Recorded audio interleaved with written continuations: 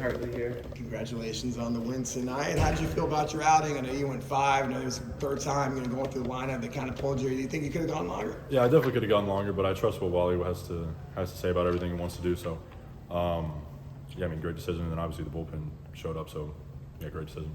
What did you learn from watching the Houston batters last night? I just knew they were going to be competitive. They're a great team, so I just had to come in and attack. I mean, last night was probably a tough pill to swallow. I mean, you guys played well. Just that one inning, you didn't pitch well. It's kind of got away, but had opportunities, but you didn't pull it out. Like, how do you like how you're being a captain? How do you like how your teammates responded after a tough opening night loss? Yeah, great. I mean, we've been responding all year long. It was obviously tough. Like, the one bad inning, and then kind of felt like we played good other than that. But yeah, no, we're a great team at responding, and we did that again today. You also, a similar situation to last night, you got the lead, you had the lead early, but you have a dry spell for a while from a scoring standpoint, and then the bottom of the 8th hit. So did you feel that kind of shift in the, or what do you feel like that was different in the dugout from tonight, from last night?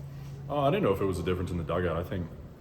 I mean, we have a great group of hitters, and they show up every day and compete. And sometimes in baseball, people don't realize that you can get a 0 in an inning, and you can hit 3 balls 110 miles an hour to people. And you can hit 3 balls 50 miles an hour and get 3 runs. It's all random.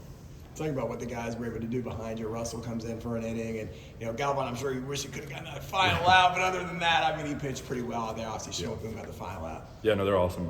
Russ, that was a huge double play, and then I know he threw 3 innings at Stetson, so shorter rest there. And then Cheesy, I thought he came in and did great. Obviously, you're right, he would want to finish it, but boom, great job, and you got to know there's 2 outs there. What makes Kevin Shaunaboom the pitcher that coach would go to in a situation like that? Bases loaded jam, but you get the final out. Yeah, I mean, well, he has full trust in him, just like everyone in our bullpen. So I think Kevin was just the guy who threw today, but it's not so much more trust in him. He has full trust in everyone. So if anyone runs out of the pen, we got full confidence they're going to get it done. I mean, 1 batter, 1 strikeout with the bases loaded jam. I mean, just what was it like watching him in like a high pressure situation like that this late in the game? Yeah, I mean, I wouldn't really say it's like high pressure. I think everything we do is high pressure. It's just going in there and execute. So when he came in, it was funny. I was just saying, like, he struck out 3 and then thought there was 1 out. So I mean, he came and dialed, and you could tell even after the strikeout he was locked in.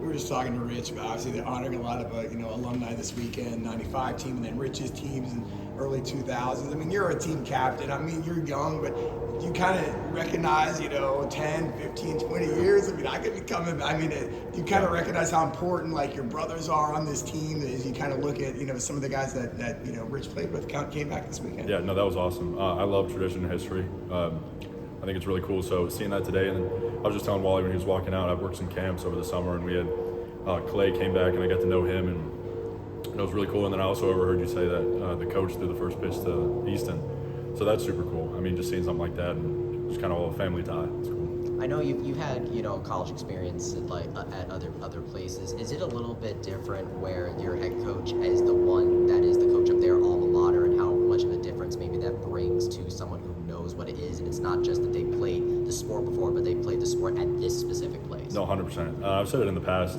All the coaches are passionate, but when you have an alumni as your head coach, there's just an extra level of intensity because it's obviously his school too, and it takes the ultimate amount of passion in it.